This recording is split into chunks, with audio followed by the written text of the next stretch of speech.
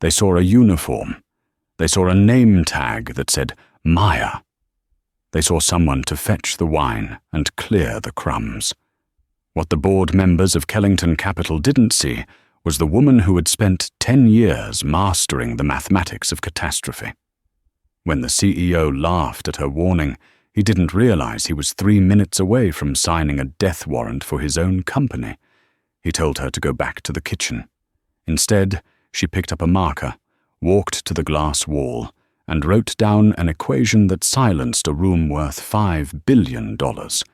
This is the story of how a waitress saved them all, by explaining the formula, step by step. The Summit Club in downtown Chicago wasn't just a restaurant, it was a cathedral of ego. The walls were mahogany, the lighting was low enough to hide infidelities, but bright enough to read contracts, and the air smelled of aged steak and aggressive cologne. Maya Reynolds adjusted her apron, pulling the knot tighter at her waist. At 34, Maya had the kind of face that people trusted, but rarely remembered. She was efficient. She was silent. She was invisible. To the patrons of the summit, she was a pair of floating hands that delivered a Wagyu ribeye and vanished before she could interrupt the conversation. "Table 4 is yours tonight, Maya," the maître d', Henri, whispered, his face pinched with stress. "And God help you, it's Gordon Banks." Maya's stomach tightened, but her face remained a mask of professional calm.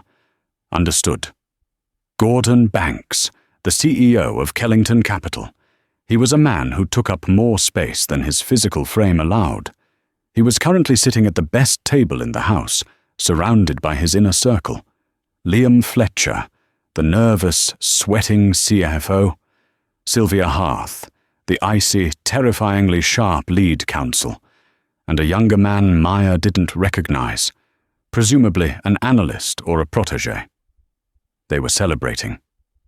That much was obvious from the $600 bottle of cab that Gordon had already ordered before looking at a menu.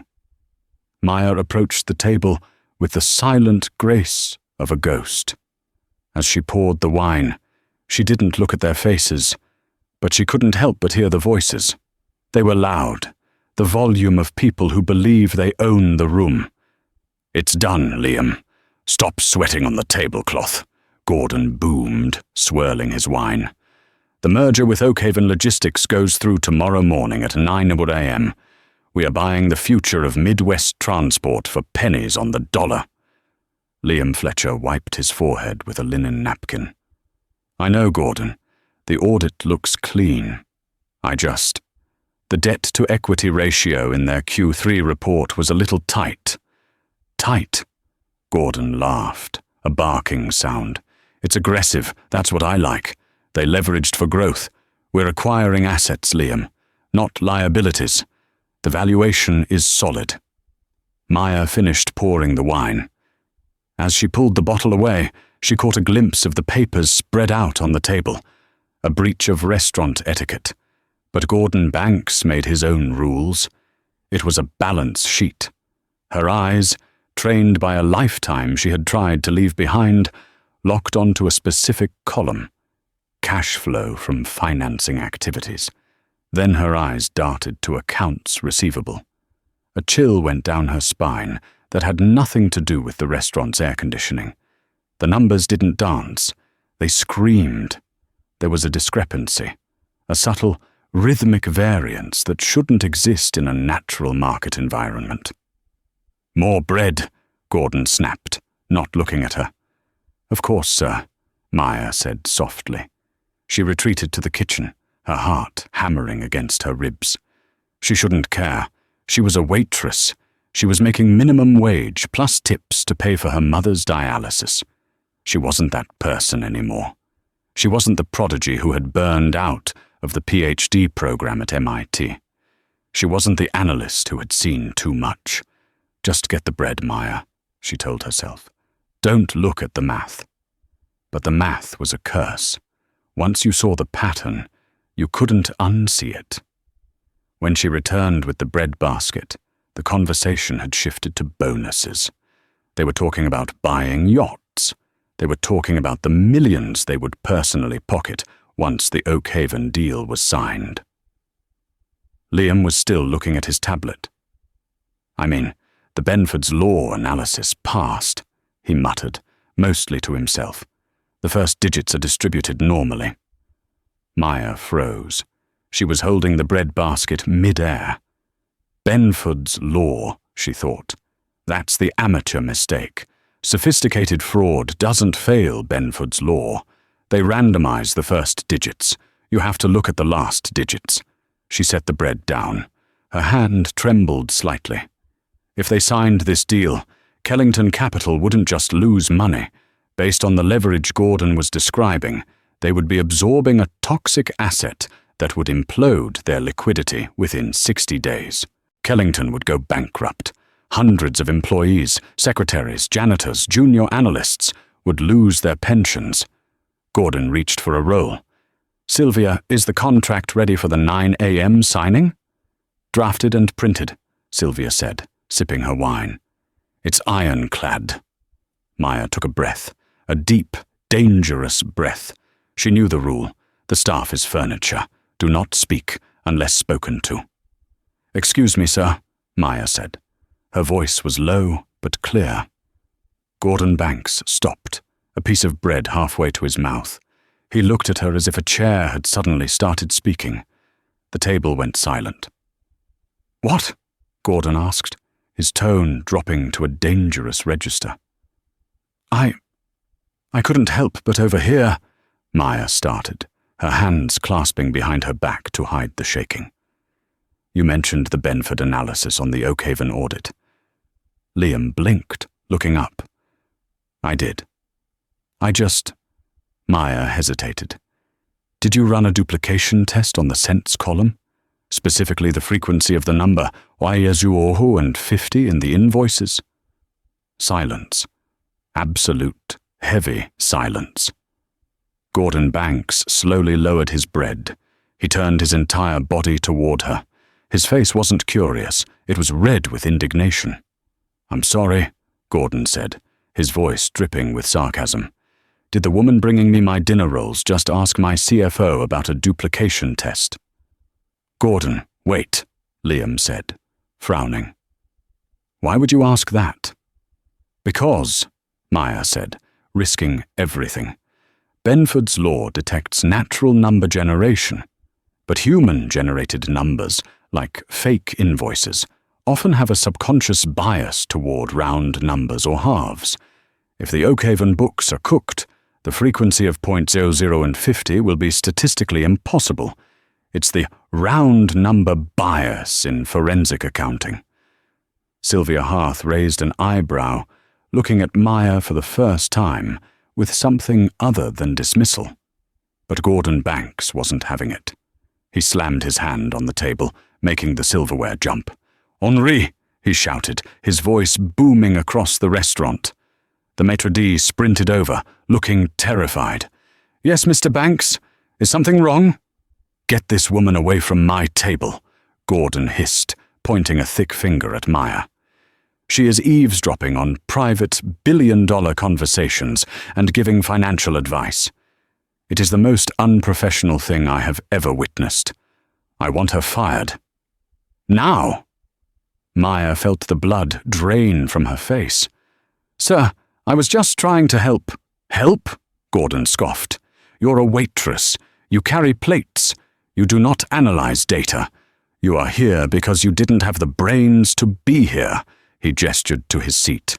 "Get out of my sight." Henry grabbed Maya's arm, his grip hard. "Kitchen. Now. Maya, you are done." Maya let herself be dragged away. She felt the eyes of the entire restaurant on her. Shame burned her cheeks. She had tried. She had stepped out of the shadows, and she had been crushed. She walked through the swinging doors into the clamor of the kitchen. Henri turned on her, his face purple. "Pack your things.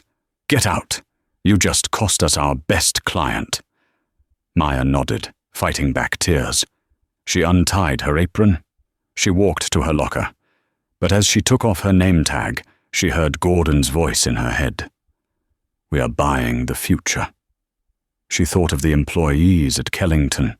She thought of the pension funds that invested with them. She thought of the catastrophic math hidden in those aggressive growth charts. She looked at her locker. Taped to the inside of the door was a picture of her mother. Do what is right, Maya, even if your voice shakes. She grabbed her bag, but she didn't head for the back door. She reached into her bag and pulled out a thick, black, permanent marker she used for labeling boxes. She turned around and walked back toward the dining room doors. Maya, Henry shouted. Where are you going? You're fired. I have one last thing to serve, she said. Maya burst through the kitchen doors. The dining room was still buzzing, but the atmosphere at table 4 was tense. Gordon was aggressively cutting his steak, still fuming. Liam was staring at his tablet, looking slightly more pale than before. Maya didn't go to the table. She went to the wall. The Summit Club had a feature wall made of floor-to-ceiling glass that separated the main dining area from the private wine cellar. It was pristine, transparent, and currently backlit by the soft amber glow of the wine racks. Maya uncapped the thick black marker. The smell of the solvent was sharp. She began to write. She didn't write words. She wrote Greek letters. She wrote sigmas, integrals, and summation notations. Pef. Frac 1 2, 1 plus source. Or plus source and beta 0 or beta 1, and x1, or beta 2, x2 for source. The squeak of the marker on the glass was a piercing sound that cut through the low murmur of the restaurant. One by one, conversations stopped. Diners turned their heads. Gordon Banks looked up, his fork halfway to his mouth. What the hell is she doing? Maya didn't stop. She was moving fast, her hand possessed by a muscle memory she hadn't used in years. She was building a logistic regression model right there on the wine wall. Exosorters alars or sort frac text, working capital, or text, total assets. Lexo sasto, frac text, retained earnings, text, total assets. Henri, call the police, Gordon shouted, standing up. She's vandalizing the place. Henri was rushing toward her, but Sylvia Harth, the attorney, stood up. She raised a hand. Wait, Gordon sputtered. Sylvia, she's crazy. No, Sylvia said. Her eyes narrowed as she read the equations on the glass. That's not graffiti. That's the Altman Z-score, but she's modifying it. Maya kept writing, her back to them. She was sweating now. She knew she had about 30 seconds before security tackled her. She had to make the math undeniable. She moved to the second part of the equation, the one that exposed the specific fraud she suspected. She drew a sharp, jagged line graph next to the equation, plotting the trajectory of Oakhaven's revenue against their cash flow. Liam, Maya said, her voice projecting off the glass. She didn't turn around. Read the cash flow from operations for Q3 again. Liam, startled, looked at his tablet. 40 million. Now, Maya wrote the number 40,000 on the glass. Look at the net income for the same period. It's 42 million, Liam said. Classic correlation, Maya said, writing the numbers. Now look at the other receivables line item, not trade receivables. Other. Liam scrolled down. His eyes widened. It's 35 million. Maya turned around. She capped the marker. The room was dead silent. She looked like a warrior, standing in her cheap uniform against a backdrop of glowing, complex mathematics. They are booking fake revenue as other receivables, Maya said, breathing hard. They are selling inventory to shell companies they own, booking the sale as income, but never collecting the cash. That's why the income looks high, but the cash flow is actually negative if you subtract the fake receivables. She pointed to the equation she had written. Latar text accruals. Frac. Mahan text. Net income. Untext. Cash flow form operations. Text. Total assets. I calculated the Sloan accrual ratio in my head while I was pouring your wine, Maya said, looking directly at Gordon Banks. If that ratio is above 0.10, the company is manipulating earnings, based on the numbers Liam just read. She quickly scribbled the final calculation on the glass. Total text ratio. 0.28 total. It's 0.28, Maya whispered. It's off the charts. Oakhaven isn't growing, Mr. Banks. It's a Ponzi scheme. They are using new debt to pay off old vendors to keep the illusion of solvency alive. If you sign that deal tomorrow, you are buying $400 million of bad debt. Gordon Banks stared at the glass. His face was a mask of shock, but his ego was fighting for control. You calculated the Sloan ratio. In your head, Liam asked, his voice barely a squeak. I used to work for the SEC, Maya said. In the forensic accounting division. I wrote the algorithm that caught the Enron copycats in 2012. A gasp went through the room. Liar! Gordon spat. If you were a Fed, what are you doing waiting tables? Maya's expression hardened. I left. My mother got sick. The government insurance didn't cover the treatment she needed, and the hours were too long to care for her. Waiting tables at a high-end place gives me cash tips and flexible shifts. I chose my family over my career. She looked at the board members. But I haven't forgotten the math, and the math says you are walking into a trap. Gordon looked at the numbers on the glass. He looked at Liam. Is she right? Run the damn numbers, Liam. Liam's fingers flew across his laptop keyboard. He was sweating profusely now. I need to pull the raw data files. Give me a second. We don't have a second, Gordon yelled. We sign in 12 hours. Sir, Henri the maitre d' arrived, flanked by 2 security guards. I am so sorry. Grab her, he ordered the guards. The guard stepped forward, grabbing Maya by the shoulders. Get your hands off me, she said, not struggling, just standing tall. Throw her out the back, Henri sneered, and send a bill for the glass cleaning to her address. Wait, Liam shouted. Everyone froze. Liam was staring at his screen, his face as white as a sheet. He looked up at Gordon, then at Maya. She's right, Liam whispered. Oh my God, I just filtered for the other receivables vendor addresses. They all match P.O. boxes in the Cayman Islands registered to Oakhaven's CEO's wife. The silence that followed was heavier than the one before. It was the silence of a bomb having been dismantled 1 second before detonation. Gordon Banks slowly sat down. He looked at the glass wall, covered in Maya's black ink.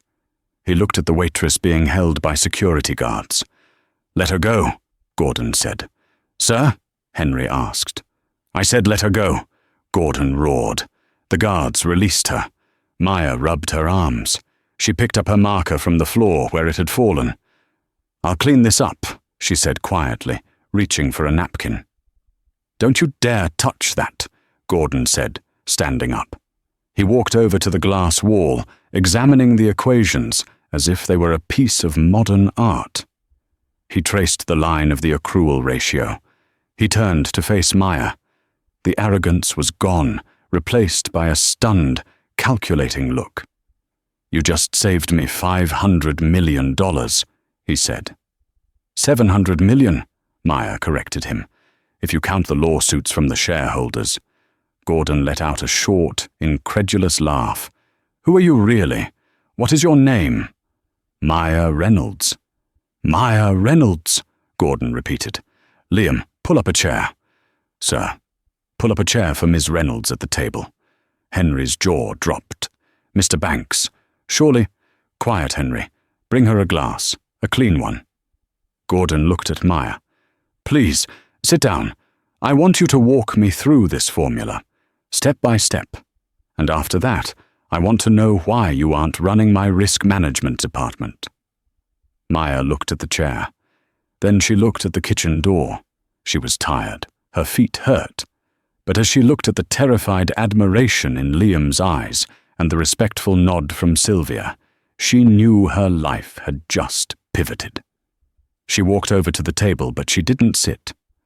"I can't sit," she said. Gordon frowned. "Why not?" "Because I haven't finished the formula," she said. "The fraud is deeper than just the receivables. There's a second variable. The ghost employee index." She turned back to the glass. "May I?" she asked, holding up the marker. Gordon Banks smiled, a genuine smile this time. "Please. The wall is yours."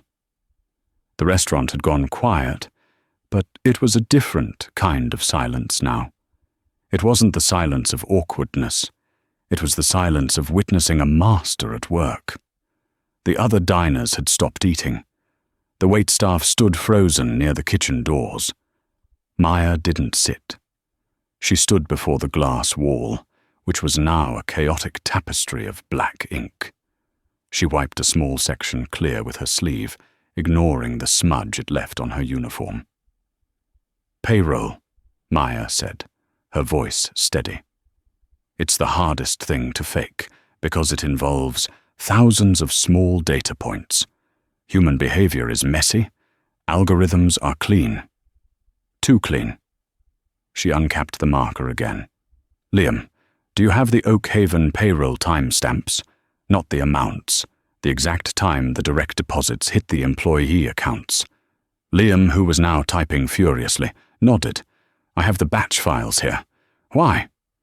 "Read me the timestamps for the last 3 months for the engineering department," Maya commanded. "Okay." Liam squinted. "October 15th, 12:01 a.m., November 15th, 12:01 a.m., December 15th, 12:01 a.m. Maya wrote the times on the glass. "Attack deposit. One. Now," Maya said. "Read me the timestamps for the sales department." "October 15th, 09:14:22 a.m., November 15th, 10:02:45 a.m. Liam trailed off. "See the difference?" Maya drew a bell curve on the glass. "Real banking systems process batches in queues. There is always latency, a variance. The sales department is real people. Their money hits at random intervals based on the clearinghouse."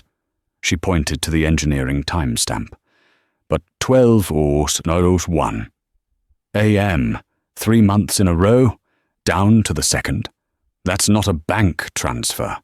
That's an automated internal ledger move. Those employees don't exist. The money isn't leaving Oak Haven. It's moving from the corporate account to a payroll holding account. And then, I guarantee you, it bounces right back to the CEO's private holding company as a consulting fee." Gordon Banks was staring at the glass, his mouth slightly open. He looked like a man watching a magician saw someone in half, only to realize the blood was real. "How many employees are in engineering?" Gordon asked, his voice low. 200, Liam whispered. "Average salary of $150,000. Maya did the mental math instantly. $30 million a year, she said. Stolen. Hidden in plain sight because nobody looks at the seconds on a timestamp. She turned to the glass and wrote the formula for the variance analysis she had just performed mentally. A sigma taxusos, fraxatun and so on, summa one in more, xi and barsatol to all. For a real population, no alls, the variance it sigma torsahos should never be 0, she explained, tapping the glass. For Oak Haven's engineering department, the variance is exactly 0. Mathematically, that is impossible in a physical banking system. It proves fraud with a certainty of 99.9%. Gordon stood up. He walked over to Maya. He was a tall man, imposing, accustomed to people cowering before him. But Maya held her ground. "You're telling me," Gordon said, "that I was about to buy a company that is essentially an empty shell populated by ghost engineers." "I'm telling you that you were about to buy a crime scene," Maya replied. Gordon turned to Sylvia. "Sylvia, kill the deal." Sylvia was already on her phone, her face pale. I'm trying to reach the partners. But Gordon, we have a problem. The exclusivity agreement has a penalty clause. If we pull out without material cause less than 24 hours before signing, we owe them a $50 million breakup fee. Fraud is material cause, Gordon roared. We have to prove it, Sylvia snapped. Legally, in a court. A waitress writing formulas on a wine wall is impressive, Gordon, but it's not evidence admissible in the Southern District of New York. We need the source documents. We need to trace the IP addresses of those transfers. We need a forensic audit. Gordon looked at his watch. It's 8:00 p.m. The signing is at 9:00 a.m. We have 13 hours. He looked at Liam. Can you do it? Liam looked like he was about to vomit. Gordon, I'm a CFO. I look at macro trends. I don't know how to trace IP packets or decrypt batch headers. I'd need a team of forensic specialists, and it would take weeks. Gordon cursed, kicking the leg of the table. So we pay the $50 million? For nothing? No, Maya said. They all turned to her. She was capping the marker. Her shift was technically over. She was fired, technically, but she had the look of a hunter who had just caught the scent. I can do it, Maya said. But not here, and not on that iPad. Gordon looked at her. You said you used to work for the SEC. I did. Why did you really leave? Gordon asked, searching her eyes. Nobody leaves that kind of power to serve bread. Maya hesitated. The memory threatened to surface. The late nights, the threats, the car that had followed her home, the stress that had triggered her mother's first collapse. I didn't like who I was becoming, she said simply. But for tonight, I can be her again. Gordon made a decision. He reached into his pocket and pulled out a black titanium credit card. He threw it on the table. Henri, he shouted. The maître d' appeared, looking terrified. Yes, Mr. Banks? Close the restaurant. Henri blinked. Sir, it's Saturday night. We have full bookings. I said close it! Gordon barked. Clear the room. Comp everyone's meal. Put it on my card. I want this place empty in 10 minutes. This is no longer a restaurant. This is a war room. Gordon turned to Maya. What do you need? Maya rolled up her sleeves. I need 3 laptops with Linux terminals. I need a pot of black coffee. And I need access to Oak Haven's data room login. Done, Gordon said. As the baffled diners were ushered out, grumbling but happy about the free food, Maya sat down at the head of the table, Gordon Banks's seat. She looked at the wealthy, powerful people surrounding her. All right, Maya said, her voice commanding. If we're going to do this, you need to listen to me. I don't care about your titles. Tonight, you are my junior analysts. Liam, you're on data entry. Sylvia, you're on regulatory cross-referencing. Gordon. She looked at the billionaire. Yes, Gordon asked. You're on coffee. By 11:00 p.m., the Summit Club looked like a disaster zone. The pristine white tablecloths were covered in printed spreadsheets, coffee cups, and tangled charging cables. The air was thick with tension. The only light came from the blue glow of laptop screens and the amber backlight of the wine wall, which was now completely covered in Maya's calculations. Maya was in the zone. Her fingers flew across the keyboard of the laptop Gordon had procured from his car. She wasn't using a mouse. She was navigating the terminal using command lines, pulling raw data from the Oak Haven server that Liam had access to. We have a hit, Maya said, her eyes glued to the scrolling text. What is it? Sylvia asked. She had taken off her blazer and was sitting with her expensive heels kicked off, reading through a stack of bylaws. I traced the routing number for the engineering payroll, Maya said. It goes to a bank in Cyprus, standard shell company stuff. But here's the mistake. She pointed to the screen. They use the same SSL certificate for the shell company's login page as they did for Oak Haven's internal employee portal. Speak English, Maya, Gordon grunted. He was pacing the room, pouring his fourth cup of coffee. It means the same person set up both websites, Maya said. It's a digital fingerprint, and I just found the registered owner of the SSL certificate. She hit enter. A name flashed on the screen. Victor Sterling. The CEO of Oakhaven, Liam said. We got him. That's proof, right? It's strong, Maya said. But it's circumstantial. He could claim identity theft. He could claim a rogue IT guy did it. To kill the $50 million penalty, we need to prove he personally authorized the transfer of the stolen funds. How do we do that? Gordon asked. We follow the money out of Cyprus, Maya said. Money doesn't stay still. Thieves get greedy. They buy things. She began typing a new script. Text search.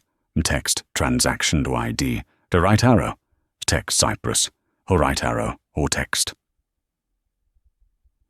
This is going to take time, Maya muttered. The encryption on the Cyprus bank is heavy. I have to brute force the handshake. Suddenly, a loud banging on the front door of the restaurant shattered the concentration. Everyone jumped. The restaurant was locked. The closed sign turned outward. Henri, who had been dozing on a chair in the corner, jumped up. I'll get rid of them. He walked to the glass doors of the entrance. Through the main dining room, Maya could see the silhouette of a man standing under the street lamp. Henri opened the door a crack. I am sorry. We are closed for a private function. I know you're closed, Henri. I saw the lights. The voice was smooth, deep, and terrifyingly familiar to everyone at table 4. Gordon froze. No way. Henri was pushed aside. The man walked in. He was wearing a tuxedo, a silk scarf draped loosely around his neck. He had the face of a movie star and the eyes of a shark. It was Victor Sterling, the CEO of Oakhaven, and he wasn't alone. Flanking him were 2 men who looked less like investment bankers and more like the kind of problem solvers who didn't use calculators. Gordon, Victor boomed, spreading his arms as he walked into the main dining room. I heard a rumor you bought out the whole restaurant for a celebration. I thought I'd crash the party. After all, tomorrow we become family. Victor's eyes scanned the room. They landed on the messy table, the laptops, the frantic Liam, the shoeless Sylvia. And then his eyes landed on the glass wall. He stopped. He looked at the equations. He looked at the variance analysis. He looked at the name Victor Sterling glowing on Maya's laptop screen, which was facing outward. The smile didn't leave his face, but the temperature in the room seemed to drop 10 degrees. Well, Victor said softly, this doesn't look like a celebration. Gordon Banks straightened his spine. He was a shark, too, in his own right. Victor, we were just doing some final due diligence. Due diligence, Victor repeated. He took a step closer to the table. His bodyguards moved with him. At midnight, with a waitress? He looked at Maya. Maya felt a cold knot in her stomach. She recognized the look in his eyes. It was the look of a man who had successfully hidden a secret for a long time and was now calculating the cost of keeping it that way. She's not a waitress, Gordon said, stepping between Victor and Maya. She's my new lead risk officer. Victor laughed. It was a dry, humorless sound. Is she? Because she looks like the help. And she's looking at data that is strictly proprietary, Gordon. That's a breach of our NDA. I could sue you right now. Sue me? Gordon scoffed. You're embezzling $30 million a year through ghost employees, Victor. I'm not going to sign that deal, and I'm not paying your breakup fee. Victor's face hardened. The mask slipped. You think some scribbles on a wall prove that? Victor stepped closer. You have nothing, Gordon. You have conjecture, and if you back out tomorrow, I will bury Kellington Capital in litigation for a decade. I will drain you dry. He looked at Maya again. And as for you, sweetheart, math is a dangerous hobby. You can get the wrong answer. And people who get the wrong answer sometimes get hurt. It was a threat, naked and direct. Maya stood up. Her legs were shaking, but she forced them to hold her weight. "It's not conjecture," Maya said. Her voice was quiet, but it carried in the empty room. Victor looked at her with amusement. "Oh, do enlighten me." "I traced the Cyprus transfers," Maya lied. She hadn't finished the trace yet. The script was still running, but she needed to buy time. "I know where the money went." Victor's eyes narrowed. "You're bluffing?" "Am I?" Maya walked around the table, moving closer to the glass wall where her laptop sat. "You didn't keep the money, Victor. You're in debt, huge debt, to people who don't sue." She was guessing. It was a calculated risk based on the desperation of the fraud. Only a desperate man steals that blatantly. Victor's jaw tightened. A vein pulsed in his temple. "You paid off gambling debts," Maya pressed, watching his micro-expressions. "Macau? Or was it Vegas?" Victor didn't speak, but his hand twitched toward his pocket. "Gordon," Victor said, his voice ice-cold. "I'm going to ask you once. Destroy those laptops. Sign the deal at 9 a.m. and fire this woman. If you do that, we all make money. If you don't—" He signaled to his bodyguards. They stepped forward, their jackets shifting. They were armed. "Henry," Gordon said, his voice shaking slightly. "Call the police." "Don't bother," Victor said. "My friends here are very fast, and the police are very slow." The standoff was absolute. 3 corporate executives and a waitress against a desperate criminal and 2 hired thugs in an empty restaurant. Suddenly, Maya's laptop pinged, a bright, cheerful sound in the deadly silence. The script had finished. Maya looked at the screen. Her eyes widened. She had been wrong. The money hadn't gone to a casino. It hadn't gone to a yacht. The transfer out of Cyprus had gone to a terrifyingly legitimate account. "Oh my God," Maya whispered. "What?" Liam hissed. Maya looked up at Victor. Then she looked past him, at the front door. "The money didn't go to you, Victor," Maya said, her voice trembling with realization. "You're not the mastermind. You're just the mule." Victor's confident smirk faltered for the first time. "Who received the money, Maya?" Gordon demanded. Maya turned the laptop around so they could all see.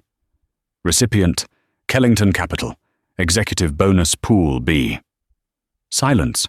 Total, suffocating silence. Gordon Banks stared at the screen. That's my company," Gordon whispered. "That's our internal fund." "Yes," Maya said, looking at the people around the table. Oak Haven was stealing money and funneling it back into Kellington executives' private accounts to inflate their bonuses before the merger even happened. She looked at Liam. Then she looked at Sylvia. "Someone at this table isn't just a victim," Maya said, backing away slowly. "Someone at this table is Victor's partner." Gordon looked at his CFO. He looked at his lawyer. "Which one of you is it?" Gordon whispered. Victor laughed, a cruel, triumphant laugh. "Finally, the smart girl figured it out. It took you long enough." The revelation hung in the air like toxic smoke. Executive Bonus Pool B. It was a slush fund, a dark corner of the company ledger used for discretionary payouts that didn't require board approval. Gordon Banks looked at his 2 lieutenants. Liam Fletcher, the sweating CFO, looked as if he might pass out.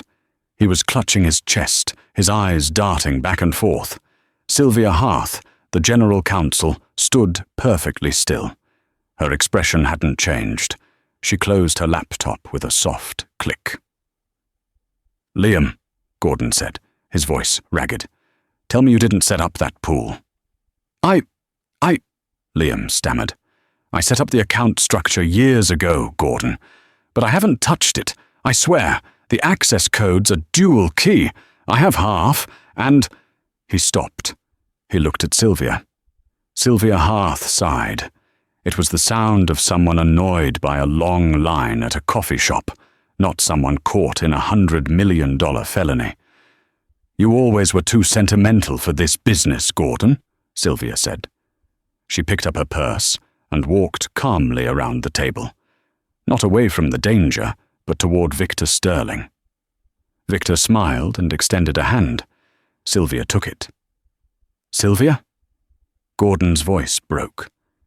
You've been the godmother to my children. You've been with Kellington for 15 years. 15 years of cleaning up your messes, Gordon," Sylvia said, her voice turning sharp. 15 years of drafting contracts while you took the credit and the 8-figure bonuses. I wanted out. Victor offered me a buyout. $20 million tax-free, routed through Cyprus, disguised as your bonus pool, so if anyone looked, you would go to jail, not me. She looked at the glass wall covered in Maya's equations.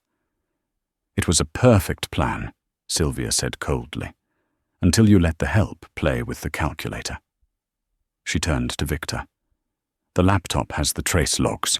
If the SEC sees that, I'm disbarred and we both go to federal prison. Destroy it." "With pleasure," Victor said. He nodded to his 2 bodyguards. "Kill the lights. Get the laptop. No witnesses." The bodyguards moved. One reached for the light switch on the wall, plunging the dining room into darkness, save for the faint amber glow from the wine cellar. "Run!" Gordon screamed. He didn't act like a CEO in that moment. He acted like a linebacker. Gordon lowered his shoulder and slammed into the heavy oak table, flipping it onto its side. It crashed down with a thunderous boom, creating a barricade between them and the gunmen. "Kitchen, go!" Gordon roared, shoving Maya toward the swinging doors. Maya grabbed the laptop. She didn't think. She just moved. She scrambled over the debris of broken plates and wine glasses. "Get them!" Victor shouted from the dark. A gunshot rang out. The deafening crack echoed off the mahogany walls. A bottle of wine on the rack behind Maya exploded, showering her in glass and red liquid. "Henri, move!" Maya grabbed the frozen maitre d' by the lapel and dragged him through the kitchen doors. Liam and Gordon tumbled in after them. Gordon slammed the heavy industrial doors shut. "Lock it!" Gordon yelled. Henri, shaking violently, fumbled with the deadbolt. He managed to slide it home just as a heavy weight slammed into the doors from the other side. Thud, thud. "They're going to shoot the lock," Maya shouted. "We can't stay here." The kitchen was a labyrinth of stainless steel prep tables, hanging pots, and gas ranges. It was a dead end. The back delivery door was padlocked from the outside with a heavy chain, a security measure Henri had insisted on to prevent staff from stealing food. "The delivery door!" Gordon yelled, running toward the back. "Open it!" "I can't!" Henri cried, near hysteria. "The key is in the office, out there." They were trapped. Outside the doors, Victor's voice drifted through. "Gordon, be reasonable. Open the door. Give us the girl and the computer, and you can walk away. I'll even cut you in." "Go to hell, Victor!" Gordon shouted. He looked around the kitchen frantically for a weapon. He grabbed a heavy cast-iron skillet. Liam was curled up in a ball under a prep station, sobbing. "We're going to die. We're going to die." Maya wasn't crying. She was looking at the laptop in her hands. The screen was cracked in the corner, but the system was still running. "We have the evidence," Maya said, her voice surprisingly steady. "But it's useless if we die in here. We need to upload it." "Upload it?" Gordon asked, wiping sweat and blood from his forehead. "To who?" "The SEC whistleblower portal," Maya said. "Direct uplink. Once the file is on their server, killing us won't matter. The investigation triggers automatically. Victor knows that. If we upload this, he runs." "Do it," Gordon said. Maya set the laptop on a stainless steel counter. She checked the Wi-Fi. No signal. The kitchen, Henry whispered, his eyes wide. The walls, they are lead-lined, for fire safety, and the basement interferes. There is no Wi-Fi in here. We use hard lines for the order printers. Maya cursed. I need a connection. Any connection. Bang. Bang. 2 bullets punched through the metal of the swinging doors. A jagged hole appeared in the stainless steel, light streaming through. They're coming through, Gordon yelled. He pushed a heavy refrigerator unit in front of the doors. Maya scanned the kitchen.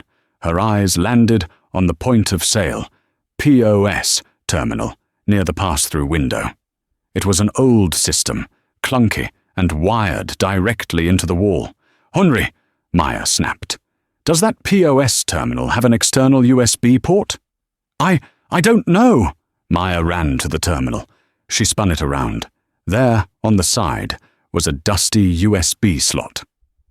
It runs on a closed network, Maya muttered, her mind racing through the architecture of restaurant systems. But it has to dial out to process credit cards. If I can bridge the laptop to the POS, I can tunnel through the credit card line and get out to the open internet. She dug into her bag. She always carried a universal cable, old habits from her days, digging through seized hard drives. She plugged the laptop into the register. Come on, she whispered. On the screen, a terminal window popped up. Maya's fingers flew. She wasn't waiting tables anymore. She wasn't serving bread. She was Agent Maya Reynolds, and she was initiating a hostile takeover of a toaster-level operating system. Thud. The refrigerator inching back. The hinges of the kitchen door were screaming. Gordon! Maya yelled without looking up. I need 3 minutes! Gordon Banks, the billionaire CEO who had spent the last decade in boardrooms, looked at the cast-iron skillet in his hand. He looked at the terrified maitre d'. He looked at his weeping CFO. Then he looked at the door. You'll get your 3 minutes, Gordon growled. Henri, grab the knives. The kitchen was hot. The smell of old grease and fear was suffocating. Maya was locked in a digital duel. The restaurant's POS system was ancient, a fortress of outdated code. She had to bypass the firewall that prevented unauthorized data traffic. Access denied. Access denied. Damn it, she hissed. It's looking for a handshake from the payment processor. Behind her, the barricade was failing. The refrigerator was sliding across the wet tile floor as the bodyguards rammed the doors. Liam, Gordon shouted, get up and help me hold this. Liam Fletcher, pale and shaking, crawled out from under the table. He looked at Gordon. I didn't know about the murder, Gordon. I just cooked the books. I didn't sign up for this. Push the damn fridge, Liam. Liam threw his shoulder against the metal. The 2 executives, suits ruined, strained against the might of the hired muscle on the other side. Maya forced herself to ignore the noise. She closed her eyes for a split second, visualizing the network topology. If I can't trick it, I have to overwhelm it. She began typing a buffer overflow script. She was going to crash the POS security protocol by flooding it with data, and in the reboot sequence, she would inject her upload command. It was risky. If the system crashed and didn't reboot, they were dead. Enter. The POS screen flickered. Blue code cascaded down the black screen. System rebooting. Come on, Maya whispered. Crash. A hand reached through the hole in the kitchen door. A gun barrel poked through. Get down! Henry screamed. Henry grabbed a stack of ceramic plates and hurled them at the hand. The gunman swore and pulled his arm back, firing a shot blindly into the ceiling. Maya! Gordon yelled, his feet slipping on the greasy floor. We can't hold them forever. Connection established. I'm in, Maya shouted. Uploading now. She hit the command. A progress bar appeared on her laptop screen. Uploading. Evidence package.zip. 450 MBAs. Estimated time, 2 minutes, 15 seconds. 2 minutes, Maya yelled. We don't have 2 minutes, Gordon grunted. The door hinges snapped. The top of the door fell inward, hanging by a single screw. Victor's face appeared in the gap. He looked calm, almost bored. "It's over, Gordon," Victor said. "We have gasoline. We're just going to burn the place down with you inside. It'll look like a kitchen fire. Tragic accident." Maya's blood ran cold. She smelled it then. The sharp, chemical scent of gasoline seeping under the door. They weren't trying to break in anymore. They were sealing them in. "They're lighting it," Liam whimpered. "Oh my God, they're lighting it." Maya looked at the progress bar. 45%. She looked around the kitchen. If they lit that gas, the whole room would go up. The fire suppression system. Her eyes darted to the ceiling. The Ansel system. The heavy nozzles pointed at the stoves. "Gordon!" Maya shouted. "The fire suppression system. It uses wet chemicals. It creates a foam blanket. So, if we trigger it manually, it dumps everything. It might smother the fire at the door before it spreads. And the pressure..." Maya's mind was racing. Math. Physics. The kitchen was a sealed box. The exhaust fans were running high. If she triggered the Ansel system, the sudden displacement of oxygen and the blast of high-pressure chemical foam would create a chaotic, blinding environment. "Henry," Maya pointed to a red pull handle on the wall near the exit. "Pull the Ansel release." "But the mess!" Henri cried, his training warring with his survival instinct. "Pull it." Henri grabbed the handle and yanked it down hard. Hiss! Boom! The kitchen exploded into white noise. Massive jets of chemical retardant blasted from the ceiling nozzles, coating everything in a thick, soapy white foam. The sound was deafening. Crucially, the jets near the door blasted outward through the broken gap, spraying the hallway where Victor and his men were standing. Maya heard shouts of confusion and pain as the chemical struck their eyes. Upload. 78%. The gasoline fumes were being smothered by the foam. The immediate threat of fire was neutralized, but now they were standing in a blizzard of chemicals. "I can't see!" Liam screamed. "Stay down!" Maya covered the laptop with her body to protect it from the foam. "Don't touch the computer." Suddenly, the back delivery door, the one that was padlocked, rattled violently. Everyone froze. Had Victor sent men around the back? Crunch. The wood around the padlock splintered. Someone was taking a sledgehammer to it. Gordon raised his skillet, his eyes stinging from the chemical foam. "Here they come!" Crunch. The door flew open. A figure stepped into the swirling white mist of the kitchen. Gordon tensed, ready to swing. "Police! Drop the weapon!" Gordon froze. He squinted. Standing in the doorway wasn't a hitman. It was a young police officer, gun drawn, looking completely bewildered by the foam-covered scene. Behind him stood a group of confused-looking firefighters with axes. "We got a report of a disturbance and shots fired," the officer yelled. "Who is in charge here?" Gordon lowered the skillet. He let out a long, ragged breath. He looked at Maya. Maya looked at her screen. "Upload complete. Case number assigned. SEO 2024-999981. She closed the laptop. She wiped the foam from her face. "I am," Maya said, stepping forward. She held up the laptop like a shield. "And I have a crime to report." The chaos that followed was a blur of flashing lights and shouting. Victor Sterling and his men had fled the moment the sirens were heard, likely out the front door before the police circled back. Sylvia Harth was gone, too. The police officer looked at the group. A billionaire covered in foam, a maitre d' holding a stack of plates, a crying accountant, and a waitress holding a computer. "Okay," the officer said, holstering his weapon, but keeping his hand near it. "Start from the beginning. Why is the CEO of Kellington Capital barricaded in a kitchen with a waitress?" Gordon stepped forward. He put a hand on Maya's shoulder. "She's not a waitress," Gordon said, his voice firm despite his exhaustion. She's the smartest person in the room. Maya looked at Gordon. For the first time all night, the hierarchy of the restaurant, the server and the served, was completely gone. They were just two people who had survived the math of disaster.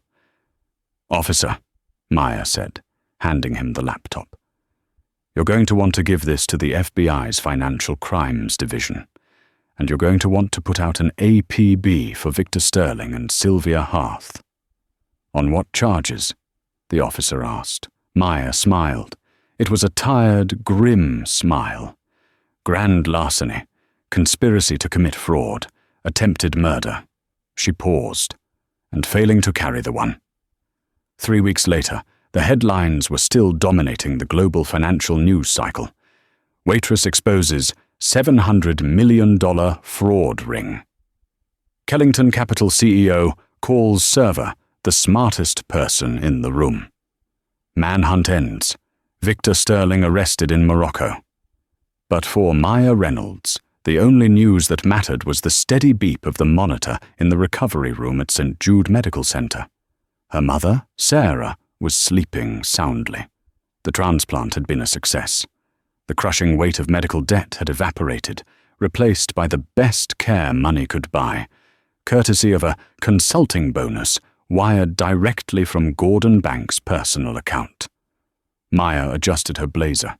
It was new, tailored navy blue. She checked her phone. A text from Henri read, "Table 4 is waiting. No apron this time." She smiled, grabbed her briefcase, and headed for the elevator. She had one final meeting. The boardroom of Kellington Capital was on the 50th floor, a sanctuary of glass and steel overlooking the Chicago skyline. When Maya walked in, the silence was absolute. The board of directors, 12 of the most powerful people in finance, turned to look at her. Gordon Banks sat at the head of the table. He stood up immediately. The arrogance that had defined him at the restaurant was gone, replaced by a quiet, steely respect. "Gentlemen," Gordon said, gesturing to Maya. "This is Ms. Reynolds." Maya walked to the front of the room. She placed her briefcase on the mahogany table. Inside wasn't a resume. It was a proposal. "I know what you're thinking," Maya said, her voice clear and commanding. "You think I got lucky. You think I'm a waitress who happened to spot a pattern." She walked over to the pristine whiteboard behind Gordon. She picked up a black marker. The sharp pop of the cap echoing in the room was the same sound that had started everything at the Summit Club. "Luck," Maya said, writing the word on the board, "is a probability variable that approaches 0 over time. Skill is a constant." She turned to face them. "I didn't just save you from Oakhaven. In the last week, while reviewing your Q4 projections, I found 3 other algorithmic inefficiencies in your portfolio. They are minor leaks now, but over 10 years, they will cost this firm $200 million. An older board member leaned forward. "And you want a job as an analyst, Ms. Reynolds?" "No," Maya replied calmly. "I'm here to propose a new division, forensic algorithmic strategy. We don't look at the numbers you want to see. We look for the ghosts. We find the lies before they become losses." Gordon looked around the table. He saw the nods. He saw the realization dawning on them. They needed her more than she needed them. "The board ratifies the new division," Gordon said, grinning. "Welcome to the table, Maya." "I have one condition," Maya said. Gordon paused. "Name it." "The Summit Club," Maya said. "We buy it." "The restaurant?" Gordon asked, confused. "Why?" "We turn it into a non-profit training center," Maya said. "We teach financial literacy and advanced mathematics to service industry workers who can't afford college. Because when you're a waitress, you see everything. And I want to find the next genius who is stuck pouring your wine." Gordon Banks laughed. A genuine, warm sound. "Done!" Maya looked at the whiteboard one last time. She capped the marker. She wasn't the invisible woman anymore. She was the equation that had solved them all. And that is how Maya Reynolds went from clearing tables to running the boardroom. She proved that intelligence isn't defined by your uniform, and value isn't defined by your paycheck. Gordon Banks learned the hard way that when you ignore the people in the background, you might just be ignoring the person who can save your life. It makes you wonder, who do you pass by every day without realizing they hold the key to the universe? If you enjoyed this story of justice, mathematics, and sweet revenge, please hit that like button. It really helps the channel grow. And if you want to see more stories about underdogs who outsmart the system, make sure to subscribe and ring the notification bell so you never miss a video. Question for the comments. Have you ever had a moment where someone underestimated you and you proved them wrong? Let me know your story down below. Thanks for watching, and I'll see you in the next one.